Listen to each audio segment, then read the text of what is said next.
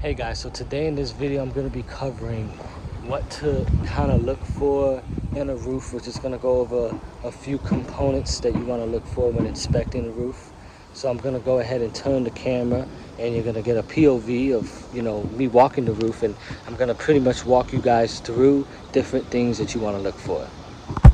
So in this video, we're only going to cover asphalt shingle roofs. So this is not going to apply to tile roofs or metal.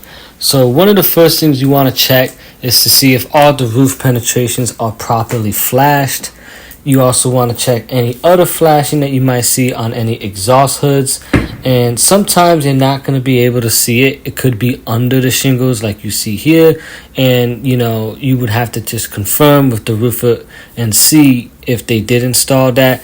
More often than not, you're supposed to have the bottom piece of it exposed and one half under the shingles. However, in Florida, this is not a common practice, okay? So that's one thing you want to look for. Another thing you want to check out is you want to see the condition of the granules, right? You want to see if there's a lot of granules missing.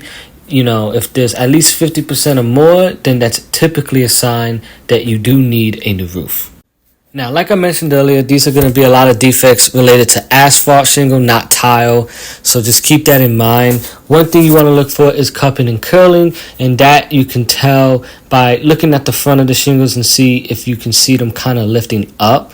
And another thing you want to look for is algae growth. Now, this is a valley, so it's very common you get algae growth on a valley because that's where a lot of water runoff is. Now, a little algae growth is not bad. It's really just having an excessive amount. So here is an exposed fastener. That's another thing you want to check for. And that can, just create water penetration points for water to seep in. Now, hail damage is also something you want to check out for. So you can see here, with having hail damage, that's going to create exposed asphalt because that's going to pretty much show the underlayment because the shingles get damaged, right? So here he had some solar panels. He has some more algae growth growing under there and also a little bit of exposed asphalt because you can see this in the corner.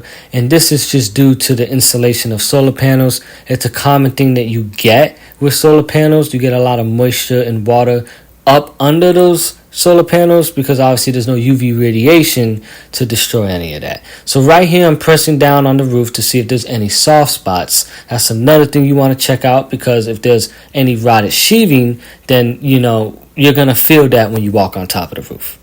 Now you want to check and see if the shingles are installed properly with the proper offset. So this is going to vary depending on 3-tab or architectural shingle. This over here is a metal roof, so like I said, this only applies to shingles because obviously metal roofs are installed different. But you need to look up whether you have a 3-tab and architectural shingle, or you need to be able to at least identify it, right? So here there's an architectural shingle, so you need to know the proper alignment. So after you identify the type of roof material you have, you want to also inspect those ridges. You want to see if these ridge vents are installed securely and they're not, pretty much causing any damage to this roof. Now, there's a lot of other things you want to check for. You want to see the condition of those shingles, right? Or is there any cracking? That's also very important. Are there loose tiles? Are there missing tiles, right? That's another thing you want to look for. Are there concrete blocks on top of the roof? That's indicative, usually, that there was a tarp put up there at one point. And you want to see if there's a lot of moss growth, okay? And if there's an adhesive strip failure. This roof doesn't have any of those things.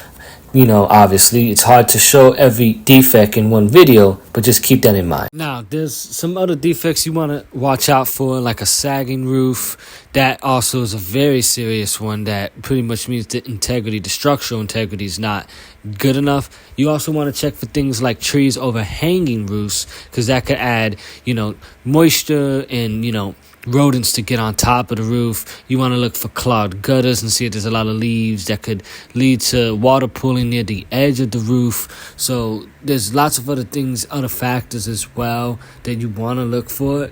Now, if the roof has a chimney, you want to make sure that that chimney is properly flashed. If it's over 30 inches tall, you want to make sure it has a cricket flashing, and you want to check the condition of the chimney as well. And you also want to check other flashing components like kick-out flashing, drip edge flashing. All of those things need to be properly installed because they can pretty much discharge the water from damaging the shingles. And lastly, you want to look for any holes in the roof because obviously water can go right through, and you want to look for signs of wind damage. So if you see any shingles peeled back, but those shingles are in good condition and you can see the underlayment, that's probably because high winds rip those shingles off. That's pretty much it. I hope you guys enjoyed this video on what are certain defects to look for on a shingle roof. And yeah, I'll see you guys in the next video, and I hope you guys enjoyed the content.